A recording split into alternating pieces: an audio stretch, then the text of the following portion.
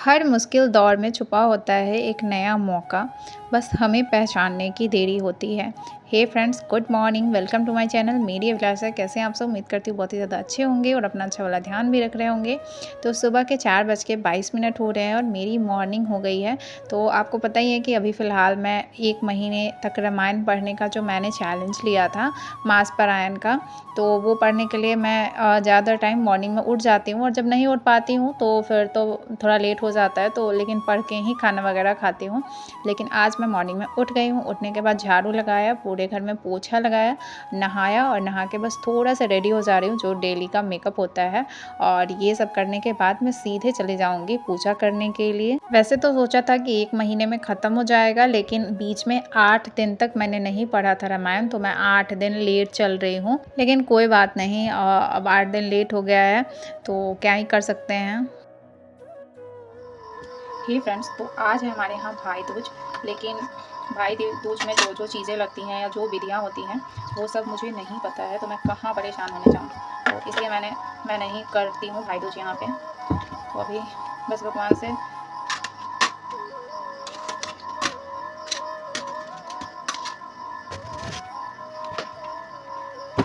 तो बस भाई दूज में जो भाई के लिए कामना की जाती है वो मैं भगवान से ही कर लूँगी।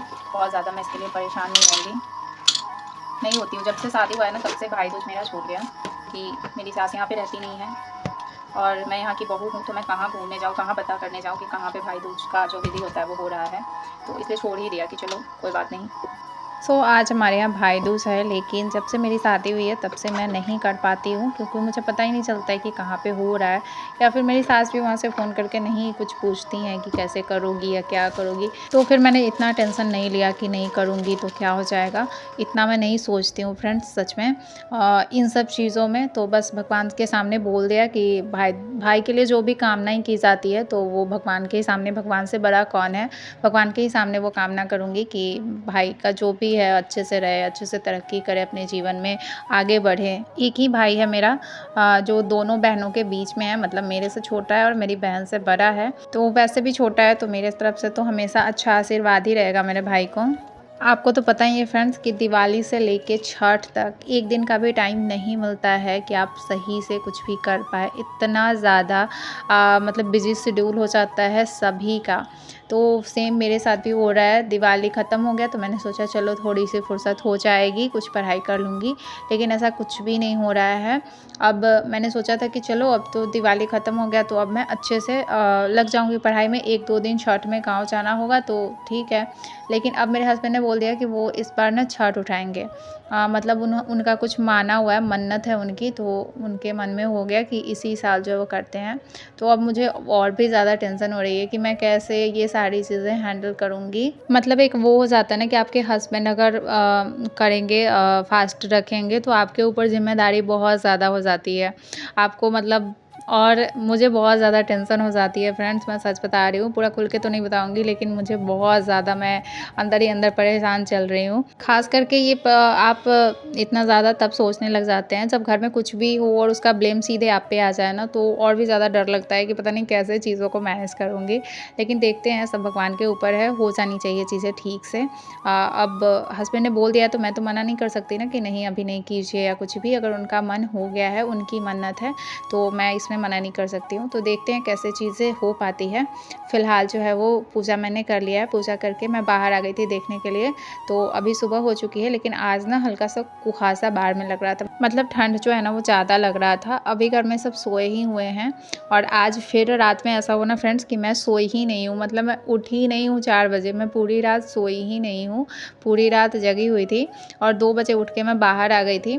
तो उठने के बाद भी ना मैंने पढ़ाई नहीं किया, मैंने एक पॉडकास्ट देखा। आजकल ना मैं पॉडकास्ट बहुत ज़्यादा देखने लग गई हूँ। मतलब जैसे बिज़ी रहती हूँ ना, तो घर में काम करते-करते, चलते-चलते पॉडकास्ट जो है वो देख लेती हूँ। पॉडकास्ट देखने से क्या होता है कि जिन लोगों का इंटरव्यू होता है ना, जो बोलते हैं वो एक्सपीरियंस्ड होते हैं, वो अपनी लाइफ से बहुत कुछ बताते हैं और वो सुनने में ना मुझे बहुत अच्छा लगता है।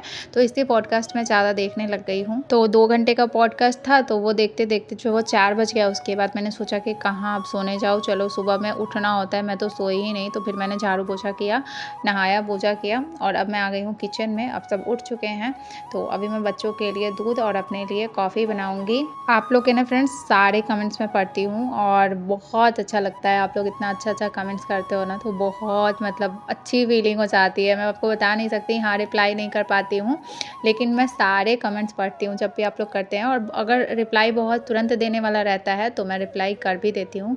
वैसे तो फ्रेंड्स मैंने अपने ससुराल का 1-2 ब्लॉग आप सभी के साथ शेयर किया हुआ है, लेकिन अभी जाऊँगी तो पता नहीं कैसे मतलब आप लोगों के साथ शेयर कर पाऊँगी या नहीं कर पाऊँगी, क्योंकि मैं बहुत बार बता चुकी हूँ कि मेरे ससुराल के लोग ना थोड़े मतलब क्या बोलते हैं, डिसेंट टाइप के लोग हैं। उनको ये वीडियोज़ वगैरह उन्हें लगता है कि वीडियोज़ बनाना जो है ना, वीडियोज़ के नाम से ही उन्हें ये समझ में आता है कि बहुत ख़राब चीज़ है, तो वो इस चीज़ को समझते नहीं हैं और फिर बहुत प्रॉब्लम होती है ससुराल वालों के सामने में वीडियो मतलब बनाने में।